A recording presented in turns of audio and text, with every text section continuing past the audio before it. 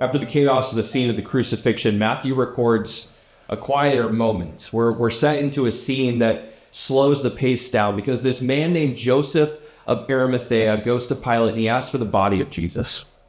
And Matthew tells us that Joseph was a wealthy man, but he was also a disciple of Jesus. But it's important for us to know that Joseph, up to this point, was actually a secret follower of Jesus.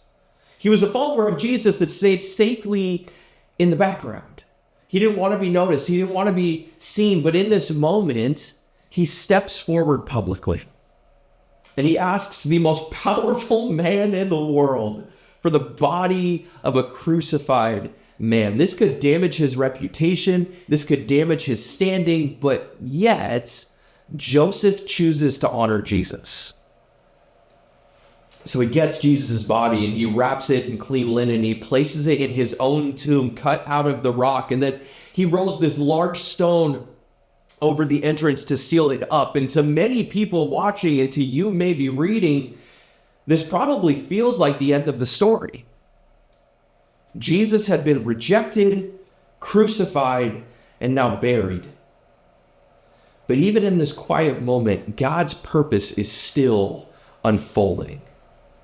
Because the burial of Jesus was prophecy.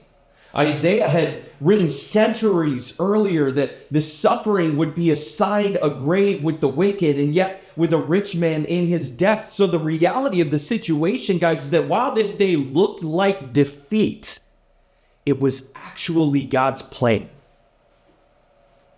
And Joseph's simple act of faithfulness mattered because he couldn't stop the crucifixion.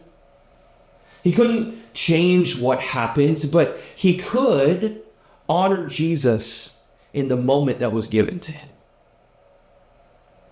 And the lesson for us is that sometimes faithfulness in Christ doesn't look like this big, dramatic, loud thing. Sometimes it looks like quiet obedience. It looks like doing what's right, even when the situation feels hopeless.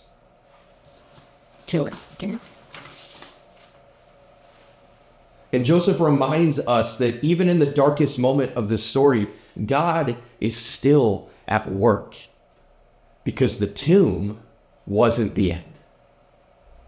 It was just the beginning of what God was about to do.